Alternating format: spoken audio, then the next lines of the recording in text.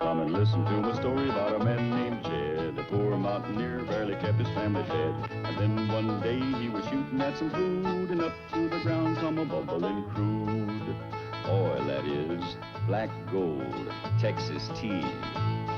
Well, the first thing you know, old Jed's a millionaire. The kinfolk said, Jed, move away from there. Said, California is the place you ought to be. So they loaded up the truck and they moved to Beverly Hills, that is, swimming pools, movie stars. The Beverly Hillbillies.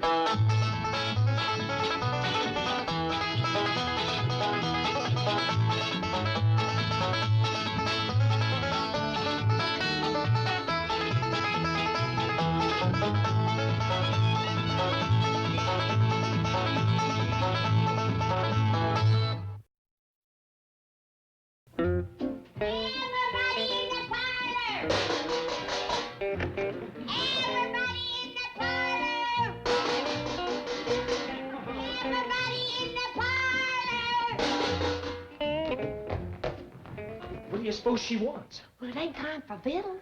Well, let's find out. Hey, Uncle Jed, it's that time of year. Maybe she wants to give us a tonic. Maybe, maybe not. Hey, I'll bet that's it. She wants to dose us. So, who's afraid of a little sulfur and molasses? Me? Everybody in the parlor.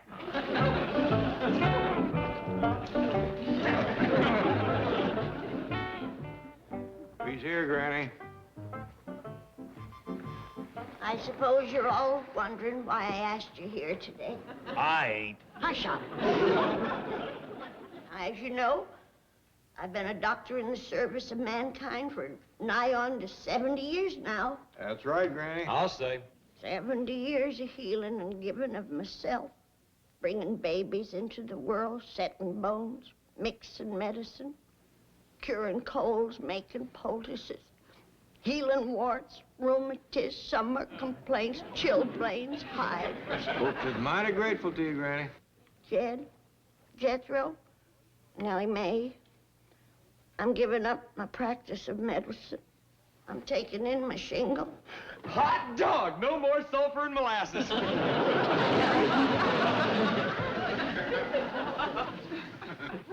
Granny, how come you want to quit doctoring?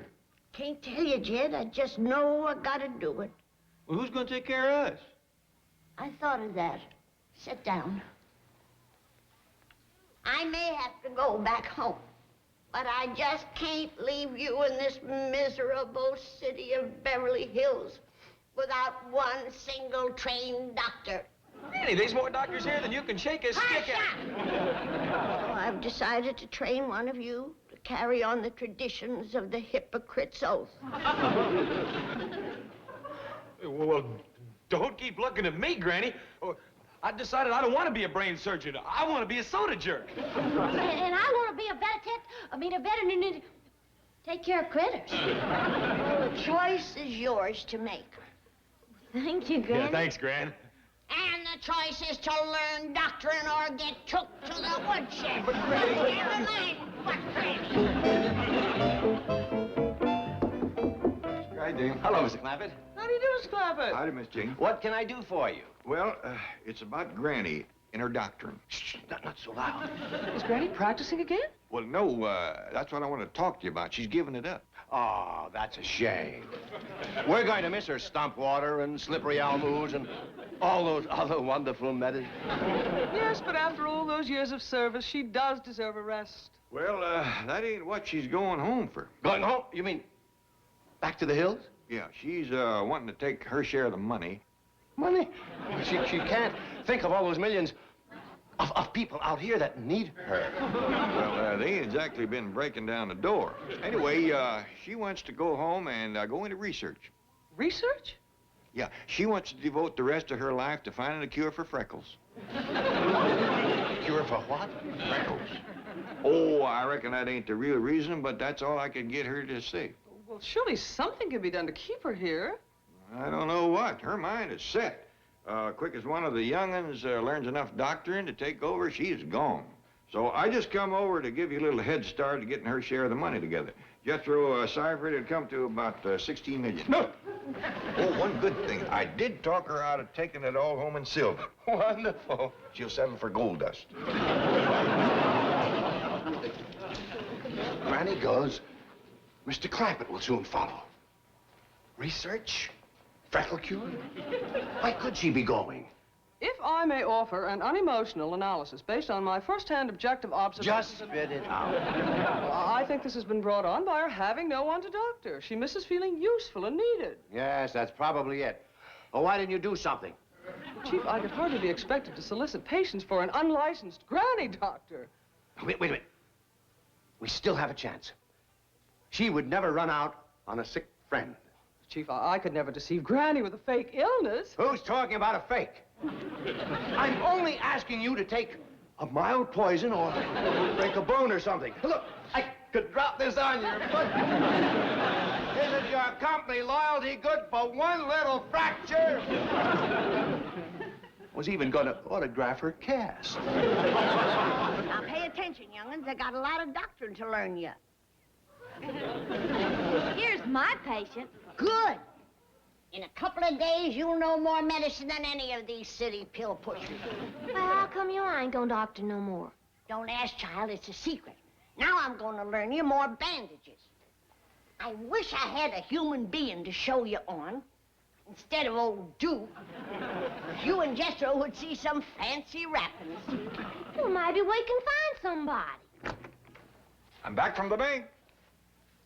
Get Duke off to bed.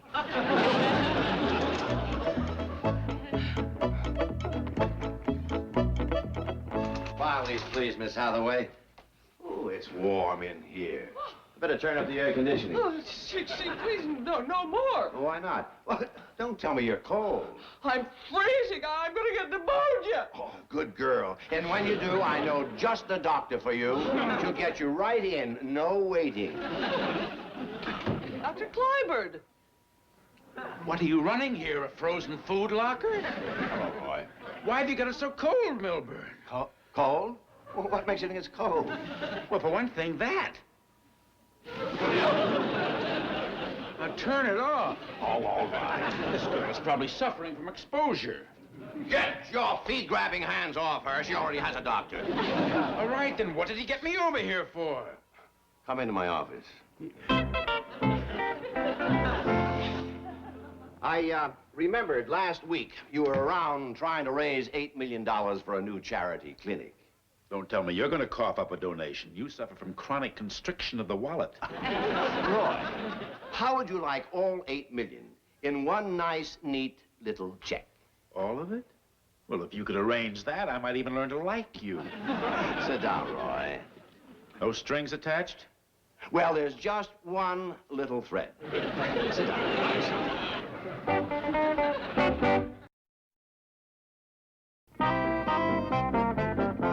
All right, I'm finished. Granny, you promised if I did this, you'd only show him one bandage. It is one bandage. Starts here and it ends there. What's it called, Granny? This is called my general purpose bandage. If you ain't sure what's wrong with your patient, it generally takes care of it. Jethro, get me out of here. Yes, sir. Oh, Jed, please stay here. I got a lot of bandage to learn these young'uns yet. You can show him on Duke. Now unwrap me. Oh, all right. This whole thing is a bunch of nonsense. Learning somebody to take your place just so you can find a cure for freckles? Jed, I gotta do what I gotta do. Here, young'uns, grab hold of this end and yank, not too fast.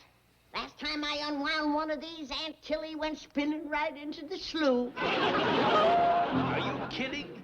You want me to go up and ask Granny for advice on how to practice medicine? Even among witch doctors, she's a quack. I'm not asking you to follow the advice. Just listen to her. Make her feel important and needed. You've spent too much time in that cold office. You've got frostbite of the brain.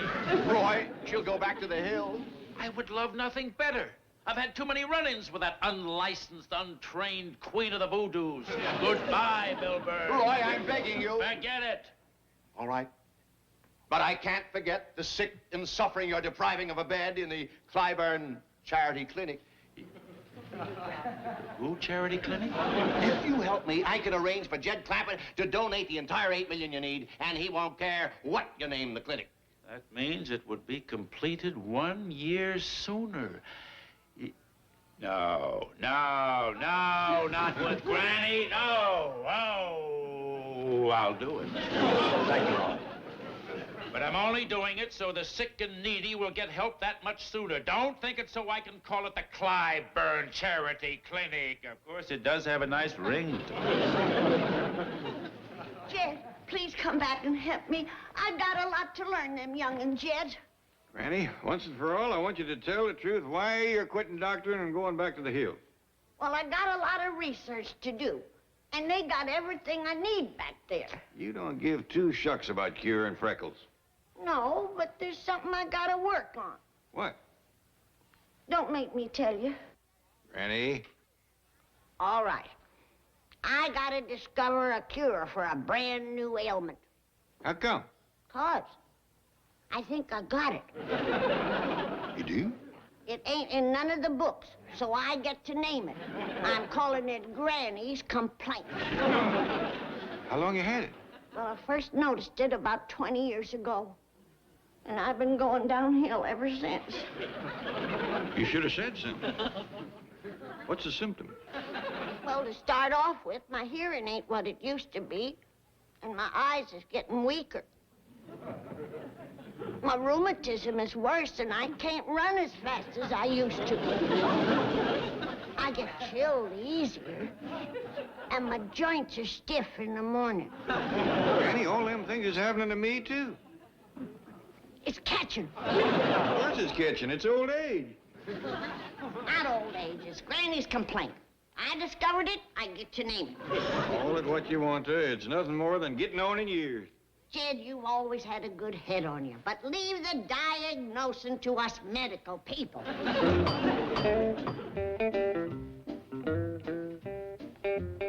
Funny, the last time I felt like this was just before they landed us at Guadalcanal. How do you do, Mr. Clampett? Dr. Clyburn, this is a surprise. I suppose it is. I came to see Granny. Oh, well, I don't know. She ain't in one of her very best moods, and at best, you two get along about as good as two dogs with only one bone. I didn't come to fight with her, Mr. Clampett. I came to ask her advice. Yeah, well, I'm afraid that... Ask her what? Well, I need some medical advice. Oh, well, that's different. I'll tell her. You better wait out here until I talk to her. Sometimes Granny starts shooting before she finds out what flag you're flying.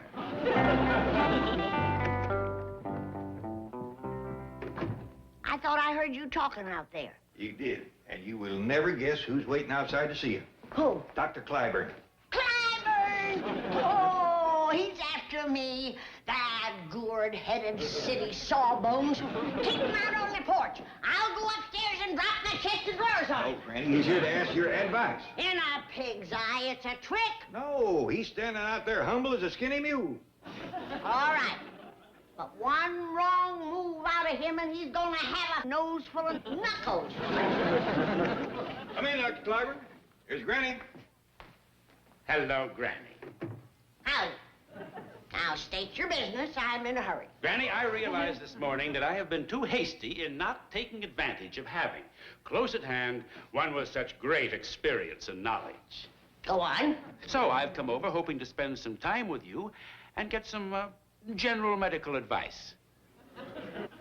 The dickens, you say. Did you hear that, Jed? I got to admire you, Doctor. What for? You should have been here 4 years ago. Now I ain't got time to mess with him. You don't? No.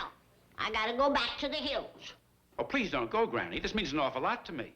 Well, you are some kind of a doctor, and my oath says that I gotta help you out if I can. So I guess I can spare you a little time. Thank you, Granny. Dr. Granny? Dr. Granny. Just what is it you want to know? I'm not quite sure yet. All right, I'll see what you're lacking. How do you treat spotted gimple? Spotted Gimple? Well, what do you do with purple drowsies? How about critic, bloat, angry gizzard, drench the goose eye? by their scientific names. Them is the scientific name. You better sort of start from scratch. Maybe I'd better. Well, I ain't got time for private tutoring. He'll have to go in the class with Jethro and Ellie Mae. Go on upstairs, third door to the right, and sit in the back of the class.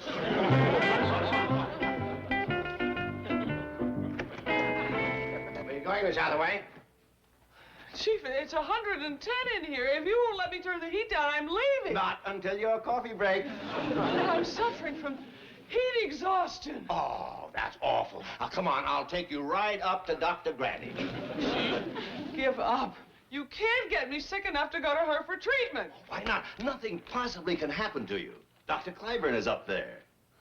It's for charity. $8 million. Charity. $8 million. Now we're going to take up anatomy. Pay attention. About here is your gizzard.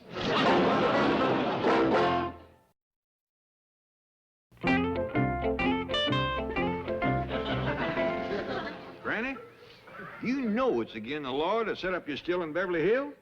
It's again the law to make corn squeezers. This is my granny's complaint cure. Granny, I told you everybody's gonna have Granny's complaint along about age 65. That's why I ain't taking the time to go home to find a cure. Case is an epidemic. While you're at it, I found 2 more symptoms. You have? Yeah, gray hair and wrinkles. It ain't old age, I told you that. And the whole world's gonna thank me when I find a cure. Well, leastways, I'm glad you give up trying to train the young'uns to take over for you. Well, it would have took too long to learn Ellie and Jethro. That's right. That's why I picked Dr. Clyburn. What'd he have to say on it? Well, I was just about to go tell him. He's in the kitchen, learning to make my skunk root dyspepsy potion. Dr. Clyburn, Roy, Oh, hello, Granny. Dr. Granny.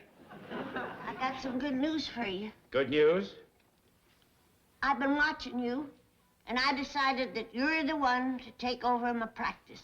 Your practice? This here is my patient file. Take good care of them. Oh, but I... Don't thank me. Just take it. You have this many patients? Well, to tell the truth, I ain't caught on too well out here. Jed, Jethro, Ellie Mae. That's about it. Granny, why are you doing this? I suppose I'll have to tell you.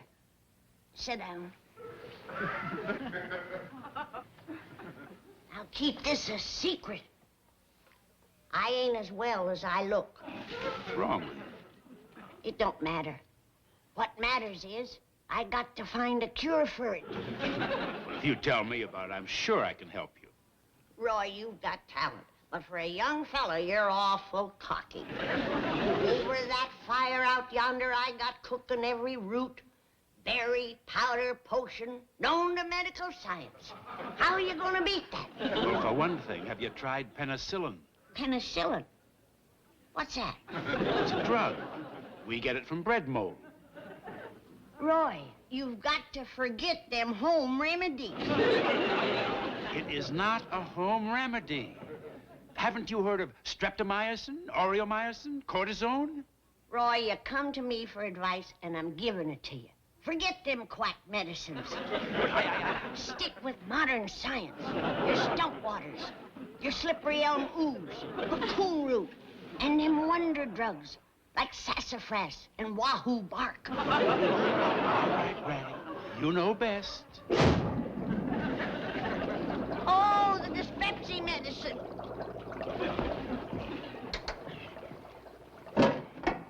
You done ruined the potion. I mix everything in there you told me. I put the lid on the kettle. On the kettle it should be, ain't it?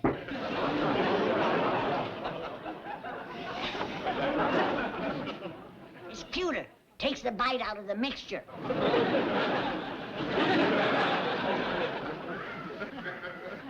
Too late.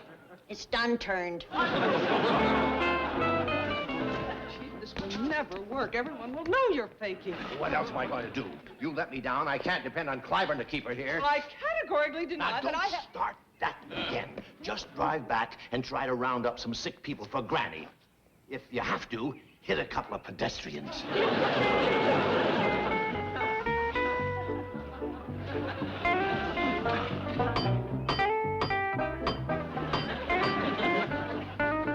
I'll get it, Ellie. Well, let me get it.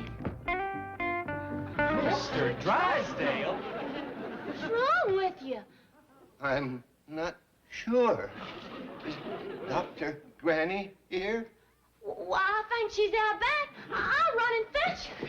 Ellie, wait a minute. We know a heap of doctoring after this morning.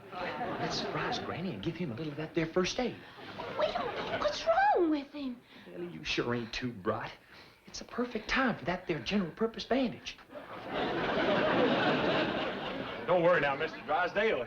Everything's gonna be all right.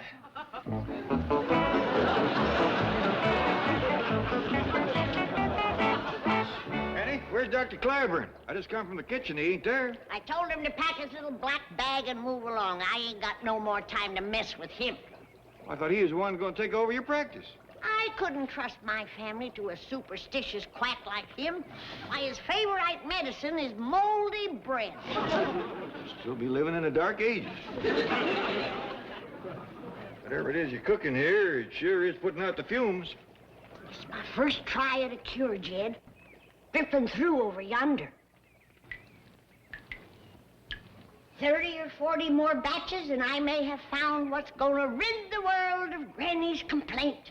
Well, even if you don't, you have hit upon a surefire way of taking the leaves off trees. What are you going to do with me? Where's Dr. Granny? Take it easy, Mr. Drysdale. You're gonna be just fine. All right now, nurse. Why ain't you a nurse? Look, I'll be the doctor today. And tomorrow you can have a turn. All right, now I prescribe a great big domper of sulfur and molasses for you. I'll get that. You go on down and heat up some of that crow soup. Now, you stay right there, Mr. Drysdale. We'll be right back. Oh, howdy, Dr. Clyburn. Go on in and see how we fix Mr. Drysdale. You mean Milburn Drysdale is in there? Oh, yes, sir. And if you don't mind, we took the case. Milburn, do you know what you got me into? Don't tell me your troubles. Look what I've gotten myself into. And it's all for nothing. Granny is not going back to the hills. She not? No, so that'll be $8 million. Later. Help me get out of this before Granny sees me. All right, now what about my $8 million? Come on, we'll take your car. Remember, Jethro, tomorrow you're the nurse. Well, why don't we trade off every other week? I'm getting to like this doctor and stuff.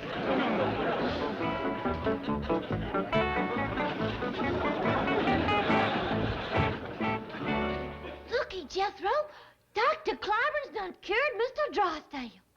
What do you mean? That was my general purpose bandage. These hands, they was meant for healing. I got the gift. Jed, I done it. Come quick. Jed, I found the cure, Jed. What's the matter, Granny? Jed, I found the cure, and on the first batch, I've cured Granny's complaint.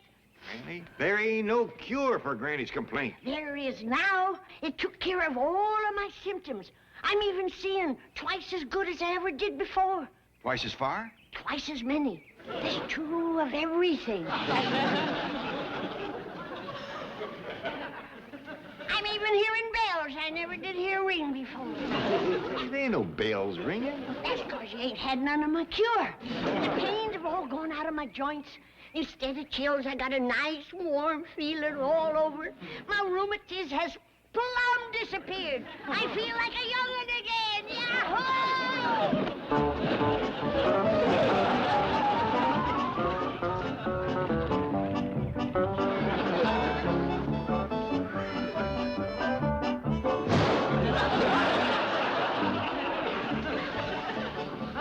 Too bad. Come morning, she's in for one humdinger of a relapse.